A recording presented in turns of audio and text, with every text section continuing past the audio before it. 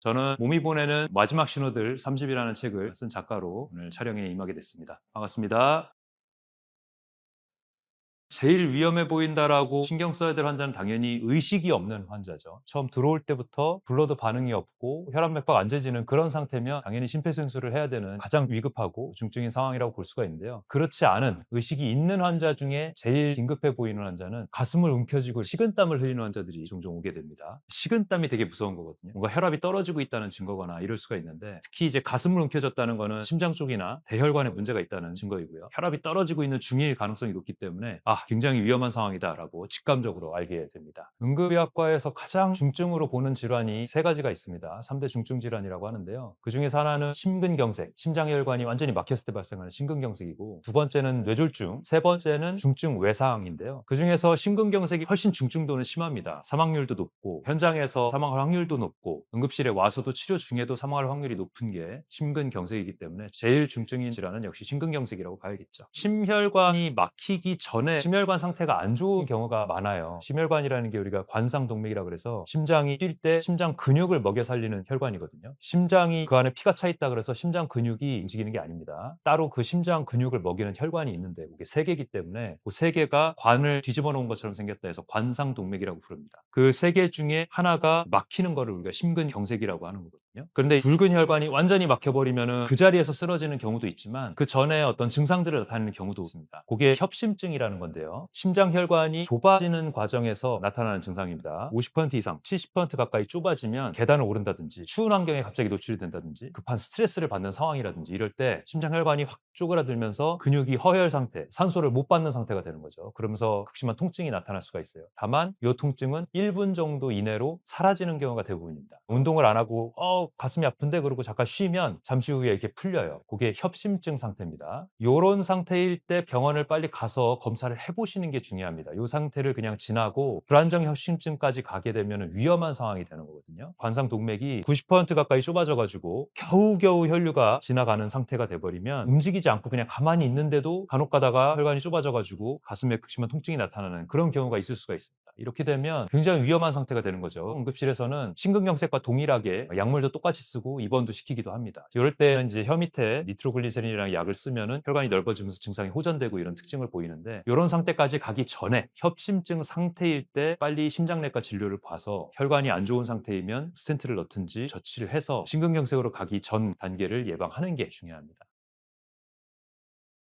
체했다라는 증상으로 왔다가 응급실에서 심전도를 찍어봤는데 급성 심근경색이 나오는 경우가 꽤 있습니다. 1년에 거의 뭐 3-4 케이스는 보는 것 같은데요. 그런 정도로 자주 보게 되고요. 그냥 체했다라고 생각하고 식은땀까지 나거나 아니면 약간 호흡곤란이 있거나 흉통도 동반됐거나 전에 흉통이 있었거나 고위험군이거나 이런 분들은 단순히 체했다고 생각하지 마시고 이게 심장 쪽 문제가 아닌지 확인할 생각을 하셔야 됩니다. 그래서 응급실에서는 체했다고 오든 뭐든 간에 내과적인 증상으로 복통으로 오든 흉통으로 오든 내과적인 질환으로 온 모든 환자한테 심전도를 찍는 그런 루틴이 생겼는데요. 왜 그러냐면 체한 것뿐 아니라 기운 없어요, 숨 차요, 뭐 이런 걸로 왔다가 심근경색을 진단받는 경우가 꽤 있기 때문에 내과적인 증상 전체적으로 심전도는 꼭 확인하는 걸로 프로토콜을 짜고 있습니다. 거의 대부분의 응급센터가 다 그렇게 하고 있을 거예요. 그런 정도로 심근경색에 다른 곁다리 증상들이 많아요. 특히 당뇨가 오래되셨거나 연세가 많거나 중년 여성 이상인 분들에서 이런 일이 많거든요. 남성 같은 경우는 흉통을 좀 더 적극적으로 느끼는데, 그 외에 여성분들은 비전형적인 심근경색 증상으로 응급실을 찾는 경우가 더 많습니다. 특히 체했다고 오시는 경우가 많은데요. 남의 얘기가 아니라 사실 저희 장모님도 그런 상황으로 심근경색을 진단을 받으셨죠. 음식 장사 하신다고 무리를 너무 한 거죠. 3일 전부터 체한 것처럼 답답한데 병원 가실 생각은 안 하고 일 준비하신다고 무리하시다가 3일 뒤에나 내과를 갔더니 심근경색 지나간 심전도가 나와가지고 깜짝 놀라서 제가 근무하는 병원으로 옮겨서 시술을 한 적이 있습니다.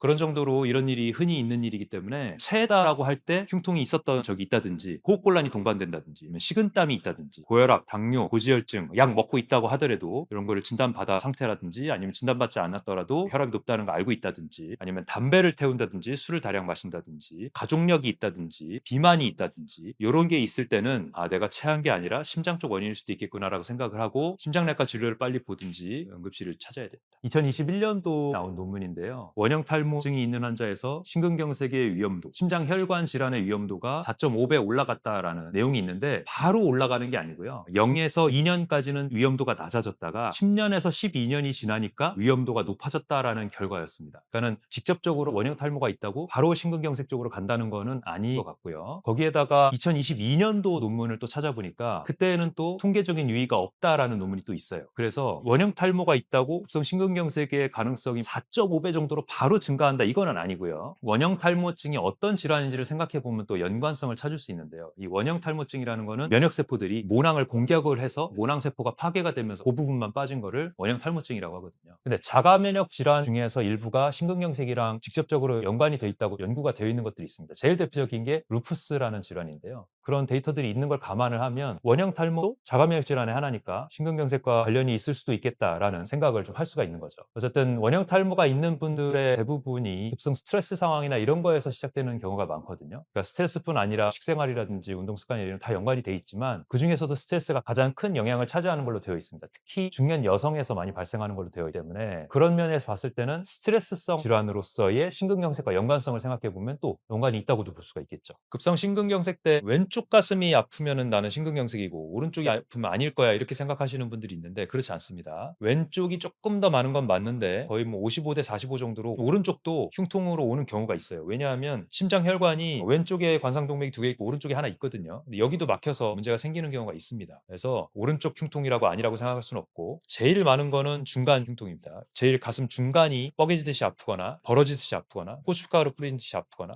찢어지듯이 아프거나 누르는 듯이 아프거나 코끼리가 발로 밟는 것 같다 그러거나 이런 여러 가지 양상의 흉통으로 오는데, 그렇기 때문에 평소에 겪어보지 못한 심한 흉통이면 빨리 응급실에 와서 검사를 해보는 게 중요합니다. 심근경색일 가능성이 높고요. 그렇지 않은 것 중에 흉통의 양상이 약간 저릿저릿하거나 우리하다고 표현하는 분들도 있고, 연세 많으신 분들일수록 표현이 좀 애매한 경우가 있습니다. 그냥 숨 차서 왔다고 하거나 기운 없어서 왔다고 하거나 이런 경우로 오시는 경우에는 협심증이나 또 드물게 심근경색이 있어요. 이런 경우에도. 그래서 흉통이 무조건 있는 건 아니다. 우리가 제일 전형적으로 흉통이 있는 분들은 40대 50대 젊은 분들이 흉통이 발생했을 때 심근경색인 경우에 가장 전형적인 흉통, 연세가 드실수록 당뇨가 오래될수록 심장 쪽에 수술을 하신 분일수록 여성일수록 그럴 가능성이 좀 줄어든다 아시면 좋고요. 그다음에 연관통 얘기를 또 해드려야 되는데 다른 양상의 통증을 호소하시는 분들이 있어요. 흉통이 있으면서도 그럴 수도 있고 흉통이 없으면서도 그럴 수 있습니다. 왼쪽 팔이 아프다, 왼쪽 어깨가 아프다, 팔 안쪽이 아프다, 겨드랑이 쪽으로 잡아당기는 것 같다, 턱 쪽으로 아프다, 이가 아프다, 이런 양상으로 오는 심근경색도 있습니다. 굉장히 다양하죠. 이런 건 왜 그러냐 하면 이 심장에 가는 교감 신경들이 그쪽이랑 연관돼 있는 근육들이나 이런 부분들이 아프면 똑같이 느끼는 거예요. 같은 신호로 오니까. 그래서 그런 연관통이나 방사통이 있을 때는 심장 쪽의 문제가 아닌지도 생각을 해야 됩니다. 제일 대표적인 건 왼쪽 팔 통증입니다.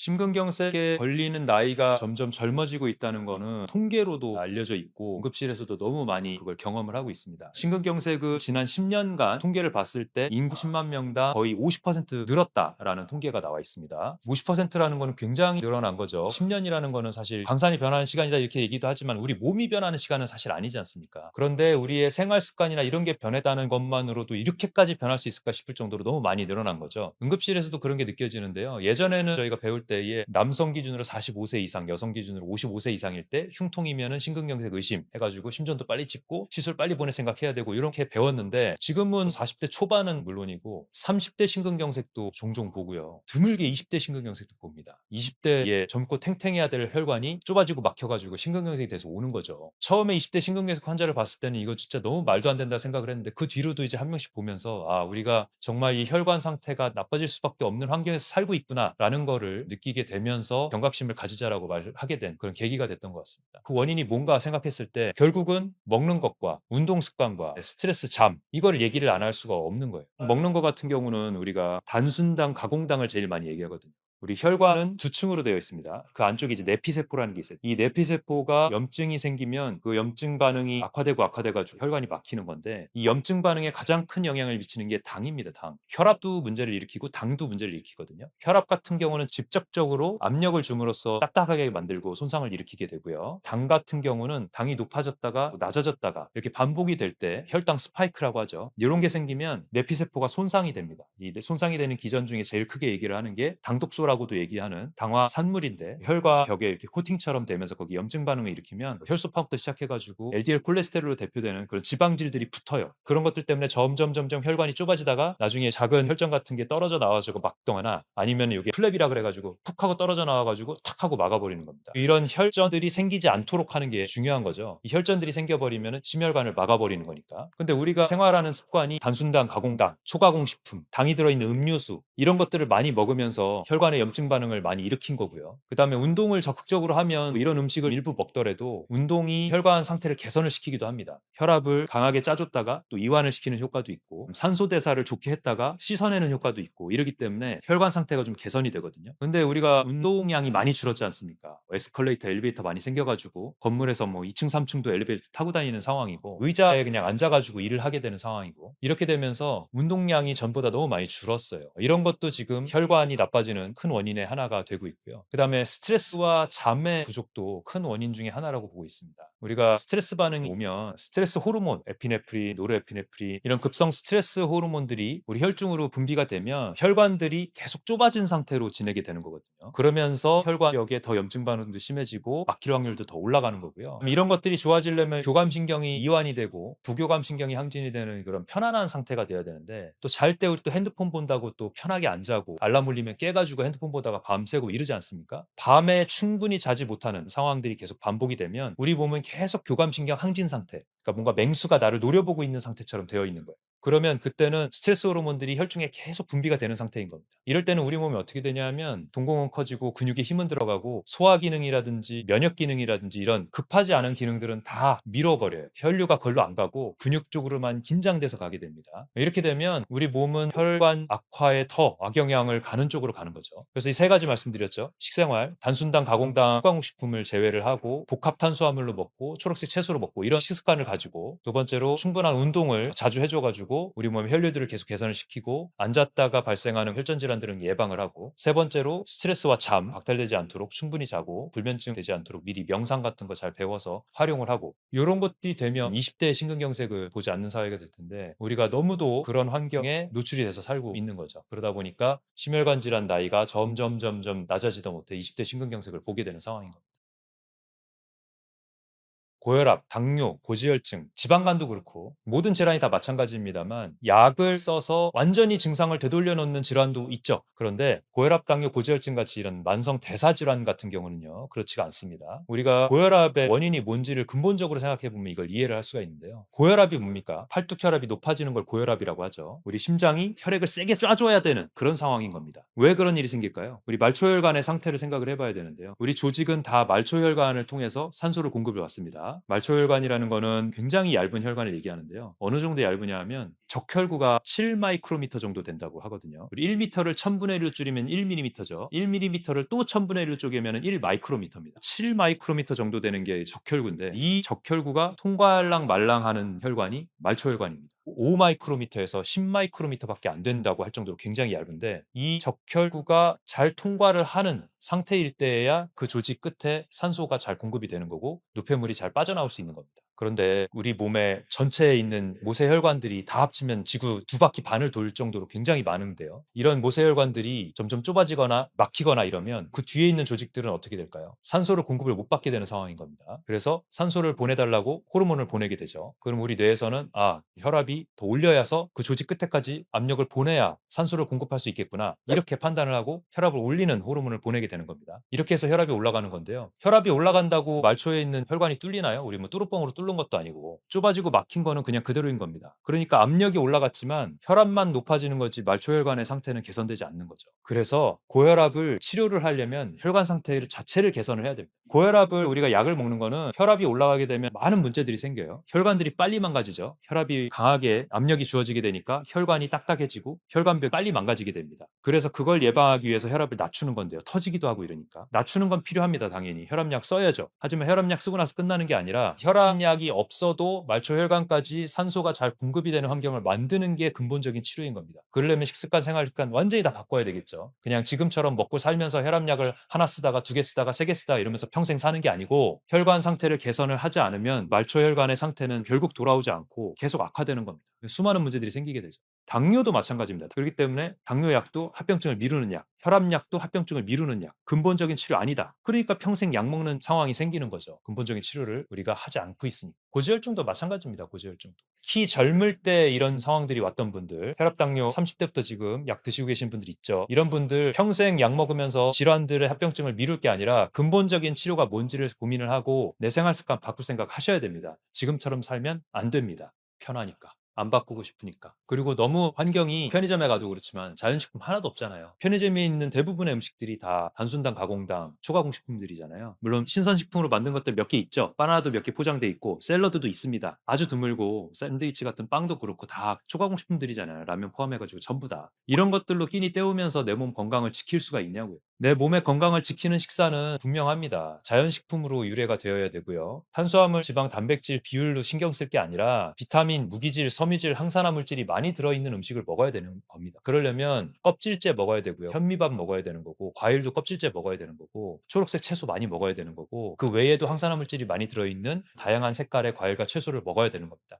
이런 걸로 최소한의 조리를 해서 먹어야 혈관 상태도 개선을 하고 당 대사도 좋아지고 인슐린 저항성도 해결이 되는 거지. 지금 먹는 것처럼 라면, 빵, 떡, 면, 과자, 음료수 이런 거 먹으면서 그러면서 내 몸의 건강을 지킨다? 불가능합니다. 불가능해. 지금 얼마나 심각하냐 하면 초가공식품에서 그런 얘기가 나오는데 미국이랑 영국의 인구는 열량의 60%를 초가공식품으로 채우고 있다라는 그런 연구 결과가 있다고 합니다. 우리나라는 25% 정도라고 얘기를 하는데 제가 볼 때는 그건 예전의 얘기고요. 지금처럼 식생활을 해서는 거의 뭐 40%, 50% 정도는 거의 선진국 수준으로 초가공식품으로 거의 대부분의 열량을 채우는 게 아니죠. 때우고 있을 거로 생각을 합니다. 그러면 혈관이 얼마나 빨리 망가지겠어요. 고혈압, 당뇨, 고지혈증 피할 수가 없는 겁니다. 그것만 문제예요. 다낭성 난소증후군, 피부질환, 관절염, 불면증, 이제 마지막에는 암까지 다 대사질환이거든요. 이런 것들에 노출이 되는 겁니다. 지금 뜨끔하신 분들이 있죠. 해결 안 하고 그냥 약만 먹어서 해결하려고 하면 이런 질환들 결국은 오는 겁니다. 그렇기 때문에 근본적인 치료 생각을 하셔라 제발 좀 말씀을 드리고 싶습니다.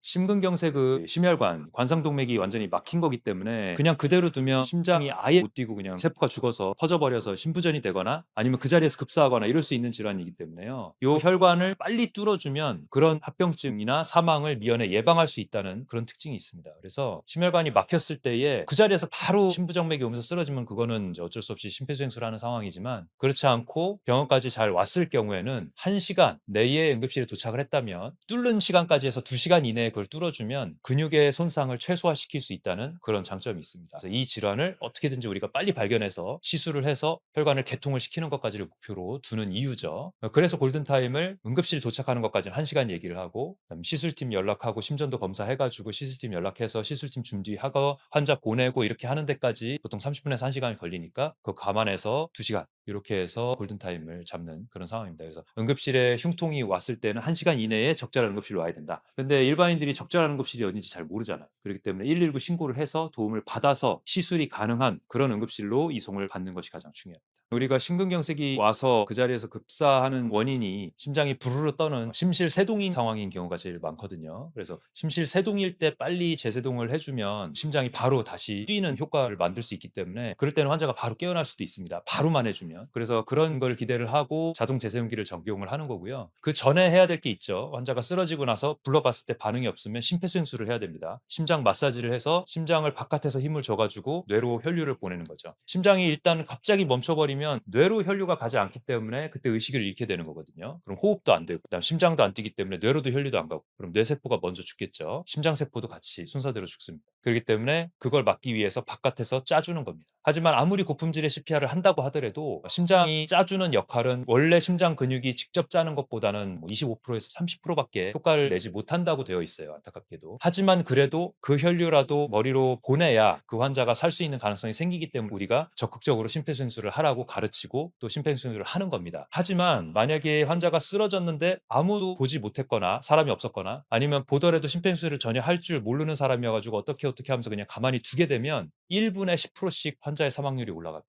10분 동안 어떻게 하면서 긴장해 가지고 아무것도 못하고 그냥 놔두면은요. 그 환자는 119 대원이 10분 뒤에 도착해서 심폐소생술을 하더라도 도살릴 가능성이 거의 없다는 거죠. 심장이 돌아온다고 하더라도 뇌로 가는 혈류가 너무 오랫동안 지체가 됐기 때문에 뇌세포가 먼저 망가지게 되거든요. 뇌세포는 산소가 가지 않으면 1 분부터 바로 괴사가 오기 시작하고요. 4 분부터는 영구적인 손상이 시작이 됩니다. 그래서 영구적인 손상이 시작되고도 6 분이나 지났으니 뇌세포가 다시 혈류가 간다 그래서 살기 어렵게 되겠죠. 그러면 그 환자는 심장이 만약에 다시 뛴다고 하더라도 다음날 중환자실에서 이제 동공이 열리면서 뇌부종이 생겨 가지고 뇌사 쪽으로 가게 될 가능성이 되게 높습니다. 네, 그런 일을 저희 응급의학과 의사들은 많이 보게 되기 때문에 그래서 환자가 갑자기 길에서 쓰러졌다. 가슴을 움켜쥐고 식은땀을 흘리면서 "아 가슴 아파." 이렇게 하면서 쓰러졌다. 이랬을 때 바로 옆에서 "여보세요?" 불러보고 "119 신고해 주세요." 하고 그다음 자기가 심폐소생술을 하는 그런 가장 행운의 상황이 벌어져야 그 환자가 살 수 있는 기회가 생기는 겁니다. 그렇지 않고 5 분, 10분 이렇게 지연이 되면 그 환자는 살릴 수가 없다. 응급실에 와도 살리기 어려운 경우가 많다. 요즘 사실 남이 쓰러졌다 그래서 내가 달려들기 좀 어려운 상황이죠. 뭐 코로나도 있으면서 그런 것도 많이 겪었고 남의 일 겪었을 때 소송의 위험이라든지 이런 것들도 좀 걱정을 하고 물론 법적으로 착한 사마리아인 법이 통과가 돼서 법적인 책임 중에 형사적인 책임은 면하는 그런 법이 통과는 됐지만 그래도 민사적인 책임에 대해서는 아직까지도 완전히 해결은 안 되고 있는 게 현실입니다. 그래서 깨어난 환자가 뭐 "내 짐 어디 갔어? 뭐 나를 왜 가슴을 눌러 갖고 부러뜨렸어?" 이렇게 되면 곤란해지는 게 아직은 현실이긴 하거든요. 그렇다고 하더라도 내 가족이 쓰러졌거나 친지가 쓰러졌거나 친구가 쓰러졌거나 이럴 때에는 내가 심폐소생술을 할 수 있느냐 없느냐에 따라서 그 사람의 생명이 더 살 수 있느냐 아니면은 거기서 놓치느냐가 결정이 된다고 보셔야 됩니다. 그런 면에서는 심폐소생술을 정확하게 할 줄 알고 그다음에 언제든지 적용할 수 있게 자신감을 갖고 연습을 해 가면서 관리를 하시는 게 필요하다 생각이 됩니다. 일단은 최대한 고품질의 CPR을 하려면 환자의 흉곽 전체의 3분의 1 이상인데요. 물론 흉곽이 더 큰 사람, 뚱뚱한 사람이면 더 그게 길어질 수도 있는 거겠죠. 하지만 시술자가 심폐소생술을 해야 되는 사람이 그 힘이 안 되면 그러면 이제 최대한도로 자기가 심폐소생술을 하면서 다음 도와줄 수 있는 더 체구 큰 사람이 올 때까지 역할을 해야 됩니다. 어차피 고품질 CPR을 하려면 2분 정도 제대로 압력을 주면 팔을 완전히 쭉 펴고 허리로 심폐소생술을 하거든요, 이렇게. 근데 이렇게 제대로 하려면은 2분 이상 못 해요. 2 분이라는 거는 1분 동안 우리가 100 회에서 120 회를 이제 짜 줘야 되기 때문에 뭐 240회 정도 짜 주고 나면 허리가 아프고 팔이 힘들어 가지고 못 하거든요. 그럴 때 2 분마다 이제 바꿔 주는 게 원칙입니다. 그러니까 누군가 도와줄 사람이 있어야 돼요. 119 대원이 올 때까지 거의 뭐 5 분, 10분 걸린다 치면 그 사이에 2 번, 3번 바꿔 줘야지 혼자서만 계속하면 시술자가 피로해지는 문제가 생길 수가 있단 말이죠. 그러면 힘이 덜 들어가게 되고 그러면 고품질 CPR이 안 되게 됩니다. 그래서 가장 숙련한 사람이 2명 이상 있는 응급실 환경 같은 경우는 그렇죠. 그런 경우에는 2 분마다 서로 바꿔가면서 심폐소생술을 하는 걸로 되어 있습니다. 그리고 5 센티에서 6 센티 최대한 깊이 할 수 있게 되어 있고 빠르고 이완도 충분히 할 수 있게 되어 있고 요런 것들을 따르게 되어 있는데 만약에 현장에서 자기 혼자밖에 심폐소생술을 할 수 없다. 근데 체구 차이가 많이 난다. 당연히 그래도 해야죠. 자기 힘이 다 닿는 한까지 최대한 해야 되고 그다음에 누군가 도와줄 수 있는 사람이 있다면 그 사람한테 도움을 받는 것도 좋겠습니다.